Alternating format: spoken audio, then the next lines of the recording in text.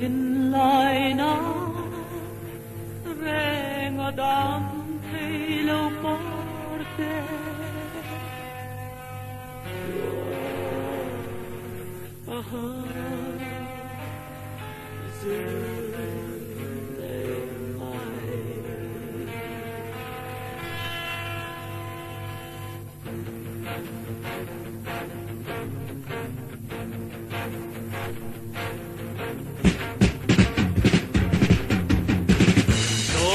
thiên lai na reng Dam Thei Lo parte qua raha isun le mai o bi nam lo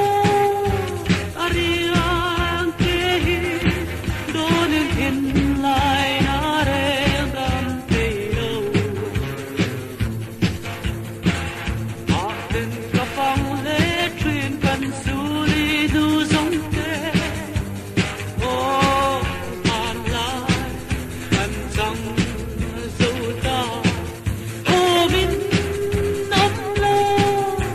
ariang te hi đôi lên thiên lại na reng Dam Thei Lo ta nang lâu lết lê la đêm cân cân lên thế nào kim chu ra ô min nam lo ariang te hi đôi lên thiên lai na reng Dam Thei Lo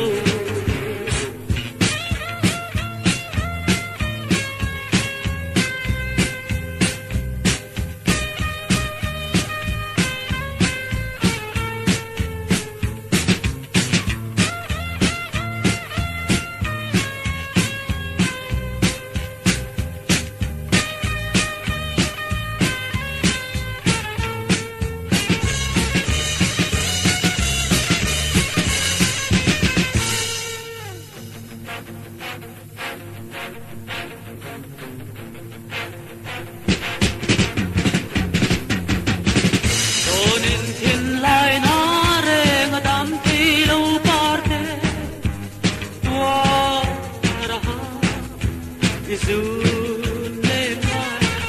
o min nam lo ariang te hi don in thiên lai na reng Dam Thei Lo a ten ka pang le truyền căn su ri du giống thế ô tàn lại ân trong dù ta ô min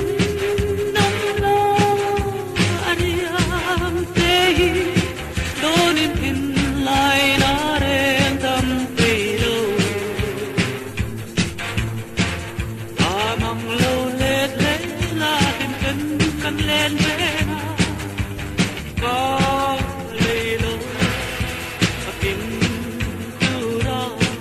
ô min nam lo ariang te hi đôi lên thiên lai na reng Dam Thei Lo ô min nam lo ariang te hi đôi lên thiên lai na reng Dam Thei Lo